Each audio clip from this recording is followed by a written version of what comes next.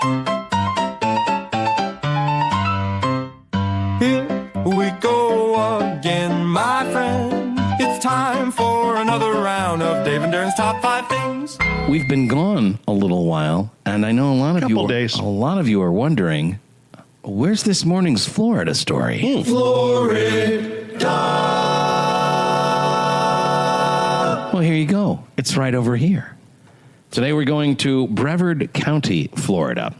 That's on the Atlantic coast of eastern central Florida. Gotcha. All right? The county seat is Titusville, Florida. This is a woman who got in a little trouble with the law, accused of trying to smuggle cocaine into jail, which is something they really frown on. I mean, I could see how a little cocaine would really take the edge off your time being incarcerated. Yeah, but here's the thing. I don't know, because all of a sudden you got your cocaine, and but you're still in just that jail cell. You got nowhere to go. Drive you nuts. Yeah. Coke's probably a bad drug to do in jail, huh? Yeah, I don't know that it would be the best. You're not taking the edge off at all. If anything, you're sharpening the edge. You're making it worse. 30-year-old Reagan Cox arrested in Brevard County after allegedly resisting arrest during a traffic stop. So they took her to the sheriff's office, right, to take her to jail. She was screened with a body scanner, and the body scanner detected an abnormality in her lower region. She was then taken to a private room for a more thorough search. During the search, authorities claim she tried to cover her buttocks with her hand. Nothing to see up here. No reason to go looking up here. I mean, I kind of get it.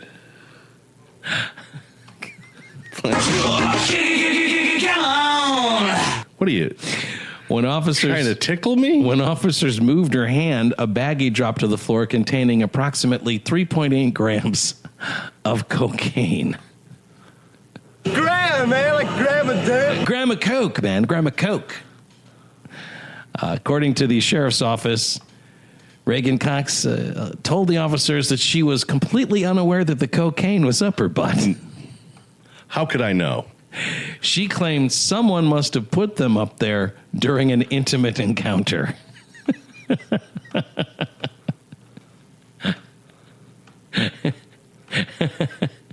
I had no idea there was coke in my butt. How could I? I think someone was playing a joke on me. Yeah. When we were having a little hanky and or panky, they decided to. Now, who could that be? Just about anybody. All I'm willing to say is it happened during an intimate encounter. With It could be.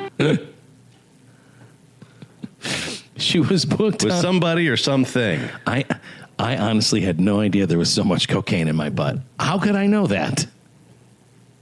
I don't think that's normally the case. I don't keep like a spreadsheet, if you'll pardon the pun. She was booked on an additional charge of bringing a controlled substance into a county detention facility. Online inmate records show that she was released from custody that very same day. We don't know whether she entered a plea to the charges or retained an attorney to speak on. What do you mean? What do you mean they found it? What do you mean they found it? Did you put it in your butt, like I said? Yes. Yes. Yes. And they found it. They found it anyway? Yes. Yes. Yes, 3.8 grams of cocaine they're going to find. Oh, great. Well, don't worry. I said someone put it up there, and I was pretty vague about it. I'm pretty sure they're going to give it back. I said it was an intimate encounter, so maybe they'll give it back to me because it's a very loving thing that two consenting adults do. The old very special hug. The old backdoor cocaine drop. I tried to make it look like I didn't know it was in there. I think they bought it. Oh. No, it's cool. I think they bought it. I was really looking forward to that. I know. Although, maybe you're better off without it. Yeah, I don't know how forward you should look to cocaine that was in my butt for a time. It's might have been something of a letdown. Well, this stinks. That's what they said. Everyone Everyone from Florida is stupid. Everyone from Florida is dumb. I might not be the brightest guy, but next to them my IQ's high. If they had guitars, here's how they'd strum. Your favorite morning show in podcast form. Oh! It's Dave and Darren's Top 5 Things. Pringles is getting into the hot dog bun business. Does this intrigue you? Hot dog buns flavored like the delicious Pringles. Well, you can't call them potato chips. What are they? Crisps? I saw a Miller Lite beer cheeseburger flavored Pringle the other day, but it had the Miller Lite emblem on it. So it tastes like Miller Lite and beer and cheeseburger all No, at once? they're talking about beer being like beer cheese. Oh, okay. It's like a beer cheeseburger. Okay, all right. I could dig that. But they were using the emblem from Miller Lite. Well, it looked pretty cool. The people at Pringles are debuting something they call pop dog buns, a limited run of 7.5-inch potato-based hot dog buns that come in 3 of their snack flavors. I mean, potato buns have been around forever. Why not make those potato buns taste like delicious Pringles? Yeah, potato buns are great. So the flavors they're going with are sour cream and onion, barbecue, and honey mustard. And here's the thing. The hot dog buns are packaged in the Pringles cans. So you get like 1 bun per can? How's that going? That's going to get a little pricey. That does seem pretty wasteful, doesn't it? Packaged in Pringles cans, the buns are being billed as a way to turn the usually ignored hot dog bun into what the company calls the star of the show. Get ready for these. They are free. You will not find them in regular grocery aisles. They are free with the purchase of a $6.97 pack of Pringles from a website that you have to go to. And it's while supplies last. The launch follows Pringles' recent collaboration with Miller Lite on 2 beer-inspired chip flavors, the beer cheeseburger that Darren mentioned, and something called beer braised steak.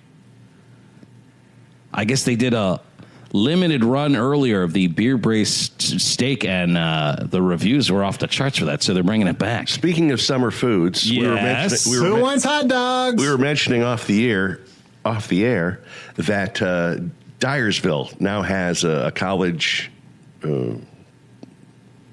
It's that Northwoods League, right? League baseball team. Yeah. And this is something that's going to, they've got a new stadium that they've built up there, and this is a team that's going to be in action next year. Yes. And they ended up with the name that probably made sense to most people, the Dyersville Dreamers. I love it. Because of the Field of Dreams. Sure. However, one of the names that was an entry, I don't hate.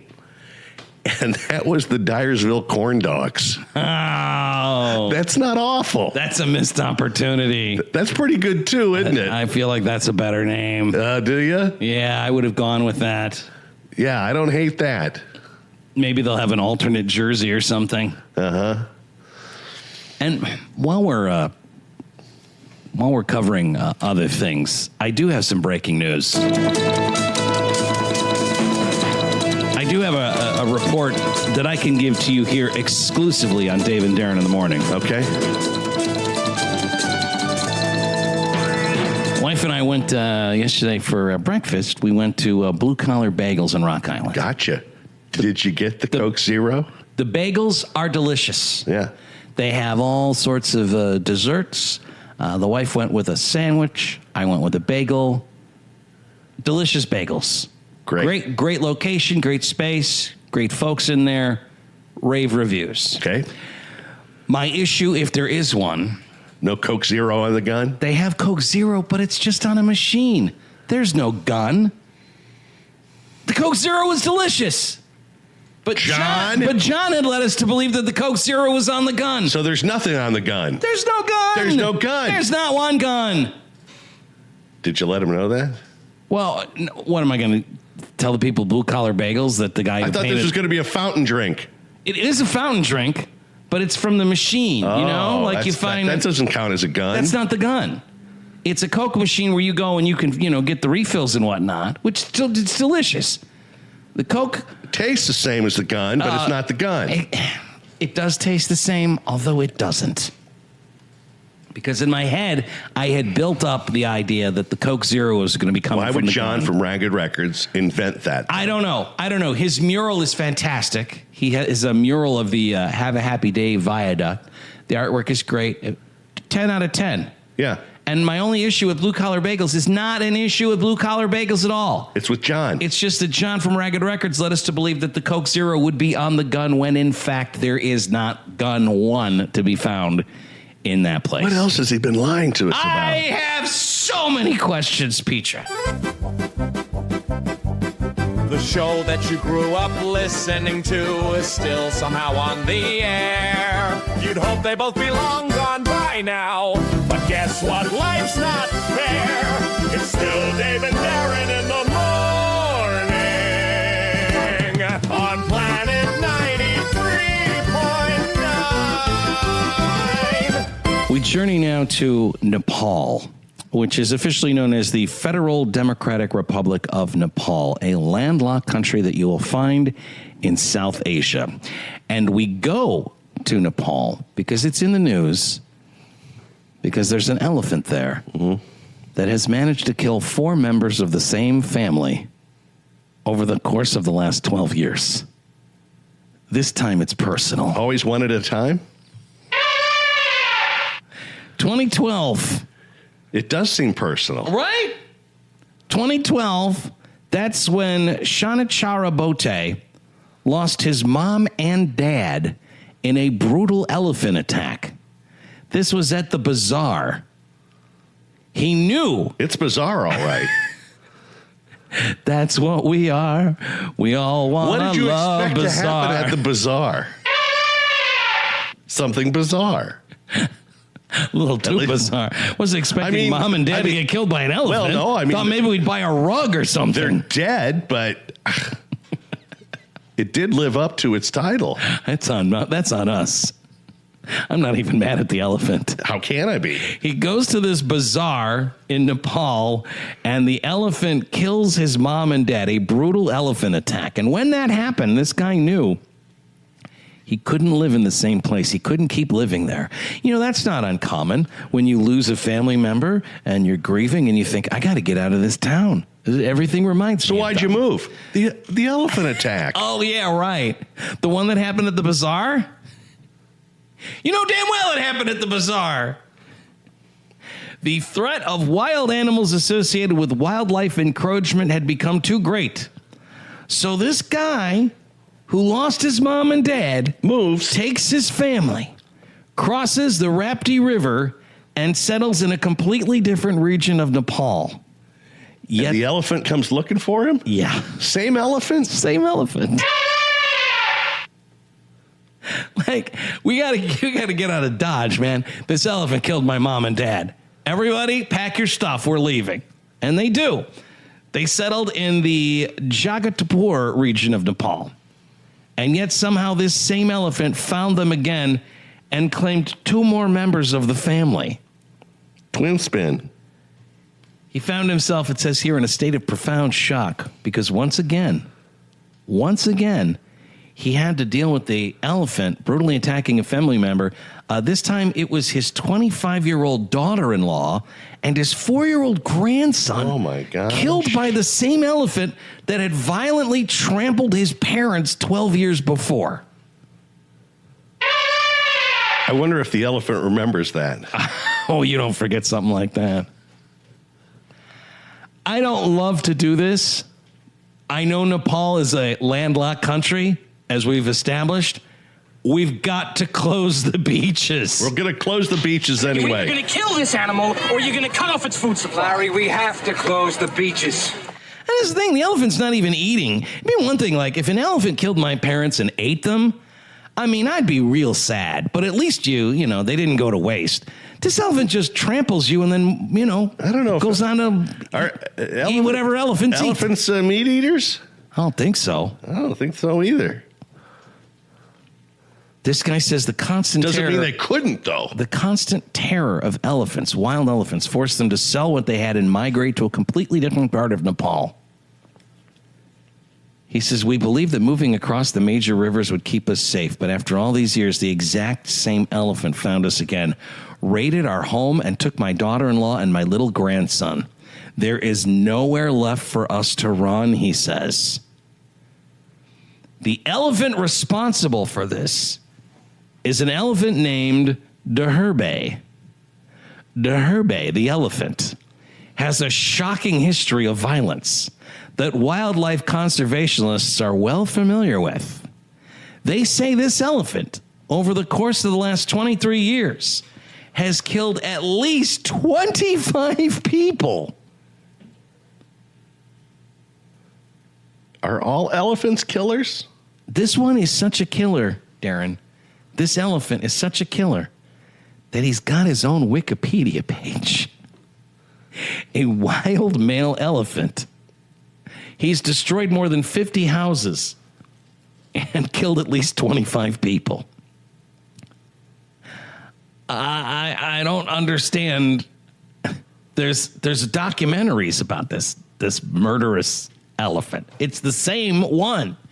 He's got a very distinct look. Both of his tusks are I think they trimmed his tusks.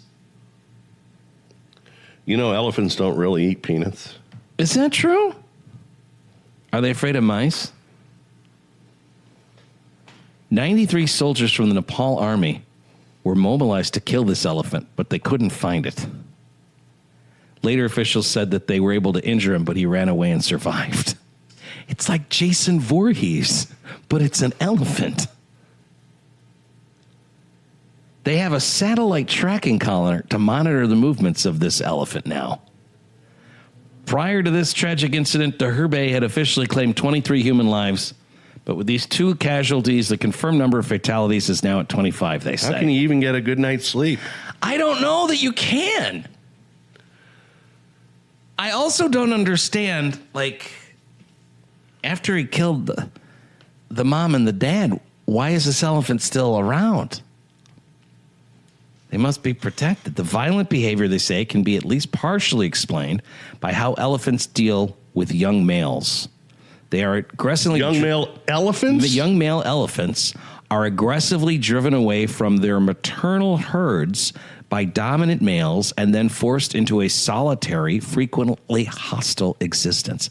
It's rough out here for these male elephants. You get kicked out of your family, so you take that out on whoever you see. I'm out here, I'm a lone wolf, but I'm a... What kind of parenting is that? Well, it's not great. Darren is believed to be the product of a brutal banishing that saw him repeatedly find his way into human settlements as foraging grounds. Elephant attacks are not uncommon in places like India and Nepal. Well, we got to have a talk to the elephants about, you need to be better to your kids. Yeah. Because it's we got to deal with who's left to clean up the mess? It ain't we you. are. And then this guy, 14 years apart, separate attacks, same elephant. They say it's unusual, but there you go. It's the very best stuff from their morning show. This is Dave and Darren's top 5 things. Haven't done this in a while. Dave and Darren Trend Alert. There is nothing more important than being trendy and being up on the latest trends, friends. That's true. More important than oxygen or water. And the new hot trend, Darren, is divorce rings.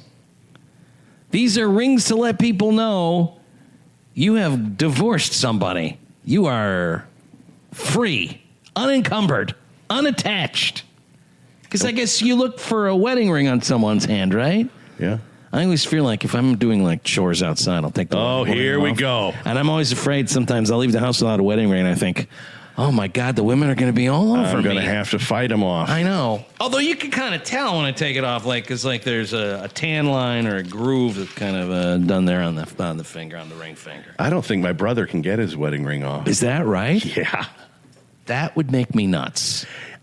You know what? I think it would me too. Yeah. And for whatever reason, It doesn't seem to bother him. Interesting. It's like, huh? All the things that bother him, that doesn't bother him. Yeah. I mean, there's a long list of things that bother your brother. Well, there's a long list of things he doesn't like. Yeah. Not being able to take off your wedding ring, I think would be like, I can't sleep with it on.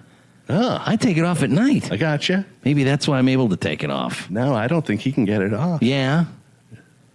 Well, the new trend is, again, the middle finger is where you wear it, to let everyone know. The middle finger ring or divorce ring. Some people call it an independence ring. Does it look a certain way? Well, this is what basically the idea is. Look, I got this engagement ring. It's worth a lot of money. Why shouldn't I wear it? Because I know there are some people, probably more women than guys, Yeah. that sometimes they wear a ton of rings. Right. It's like I got, like 2 on every finger. Right. There's also this idea that, not every divorce is acrimonious. Very often, you just agree that this isn't going to work out. There ain't no good guy. There ain't no bad guy. There's only you and me, and we just disagree. Would you wear? I mean, if you wear this divorce ring, Yeah. are you wearing it? On the middle finger, like middle the thing? finger? Yep. Do you have no other rings on that hand then? I'm guessing not. But what a lot of these women are saying is they want to keep wearing the ring because they like the ring, and also to like take that engagement ring that they were wearing forever and put it away is to almost say like that you regret getting married in the first place, So that what they're saying is like, no, I was married and it was a good time, but I'm no longer married, so now I put the ring on the middle finger. I got you. Very trendy. Rather than locking away something that you like in a box, you still wear it. This is a rising trend that is now being promoted by jewelers around the world. All right, so it's now women are buying rings for themselves to mark a new chapter in their life, you see. I got this ring on my finger. I put it on my own finger. Yeah, because if you were just going to put the engagement or wedding band on your middle finger, that's not doing the jeweler any good. No, the jewelers are learning about this trend and saying, well, wait a minute, how do we get involved? You shouldn't be using that ring. You should come to us and get a completely different ring. No, but it sounds to me like some people are saying that is the ring you should use. Yeah, well, that's what people are saying. Because then that's not what jewelers are saying, but yes. Because if it looks like, okay, that clearly was a wedding band or an engagement ring, but they've got it on the middle finger. Right. That's the only way you'd kind of like really get an inkling, wouldn't you? Right. So I see that your wedding ring is on your engagement ring, whatever, is on your middle finger. So that means that you're single. They say the middle finger commands attention. And jewelry experts recommend making it your primary focal point. Keep the surrounding index and ring fingers entirely bare or stacked with only very minimal whisper-thin bands. I went out and we did a little bit of jewelry shopping, because the wife and I celebrated our 25th anniversary yesterday. Nice. And we went out and we're looking at some things. And I'm telling you, $4,000? No. I will say it had been a while since I had been in one of those joints. Probably. It's something else how quickly they want to offer you drinks. Oh, I bet. I mean, it's pretty quick. Like, yeah. Can we get you some mimosas while you're here? Like, pretty quick they're into like, get you a beer? What can we get you? Like, oh, gosh, I don't know. It's kind of early. And I don't know that I should be drinking if we're in here. Could end badly. But wonder what that's all about. That's the new hot trend, the divorce ring. So when you see that out and about, when you see somebody wearing a middle, finger ring, that's what's up with that. They're calling it this year, by the way, 2026. The trend makers are saying that it is, Darren, Hot Divorcee Summer, a celebration of liberated glamour and don't care energy. That's what's going on this summer? Yes. Man. Hot Divorcee Summer is happening, and I wasn't even aware of it. The thing about those divorcees is they are hot to trot. Don't kid That's yourself. the word on the streets. Divorce rings can be a way of marking a kind of financial liberation. Can you imagine having a milkshake every day? And you love that milkshake. Yes, Potsy. And then all of a sudden, Yeah. no more milkshakes. That's right, Ralph. You know how bad you'd want a milkshake? Is it Ralph Malf? Yes. It's his explanation Yes, to Potsy that's why they're all hot That's, to trot. that's how he's breaking it down. A for 'em. milkshake every day. And you love that milkshake. Uh-huh. And then all of a sudden, no more milkshakes. Get There may be 5 cities in the Quad Cities, but there's only one Dave and Darren. Imagine with all the rain that we've received, your corn has got to be just blowing up there, Well, Farmer Darren. you know, I'm starting to think maybe it's maybe too much rain. Really? Yeah. Your corn's drowning? I think it's a little stunted. Oh, I don't like to hear that. Yeah. When do you expect to harvest it? I'm seeing more Well, and more see, here's- sweet corn stands here's- pop up around town. Here's the thing. Yeah. Last year at this time, I think I harvested today. No kidding. So it's not there yet. You got to wait. Every year is different, man. It's always a numbers game. Yeah. Everything is. Yeah. Oh, yeah. It's a numbers game. Did you plant later this year than you usually do? For one thing, I did. Yeah, I seem to remember the planting, and you've more than doubled your yield. Oh, yeah. If everything is Yeah. If salvageable after the rain. If it all works out. Yeah. Okay. All right. Should be a bumper crop. When can we expect to see the sweet corn? Is what I'm asking. I think I'm going to need probably a few more weeks at least. Okay. So this is like an August release. Well, it might be. Okay. All right. Well, you will keep us posted. There's a farmer over in the UK. Yeah, I'm not committed to. I'm not committed to any of the supermarkets. So. How many ears of corn are we looking at? Maybe 20. All right. I mean, 20 would be So there's not a guy waiting right now at the docks for your corn, is what you're telling me. No, they're not waiting to put out the Jewel flyer. I imagine there's a guy at Jewel just sitting there tapping his foot in the loading dock. Just so mad at me. Where is Darren's corn? What game is he playing It's at? in this week's flyer. We made promises. Uh-huh. A British competitive gardener has a summer crop that has earned him not one but 2 world records. For like size? Yeah. This guy has a head of garlic that weighs more than 3 pounds. A head of garlic? Look at the garlic. Look at the garlic I've here. just never heard that. That garlic is it's twice as big as his head. Massive garlic. Guy's name is I wonder flavor-wise, though, if that would be any good. You think that's too big? Seems big. Yeah. I just don't know if flavor-wise that would do you any good. Gardner's name is Graham Barat. Graham, man, like Graham and Dave. Exactly. Gets that all the time. Graham Barat took his vegetables to a plant center in Berkshire, England to be assessed.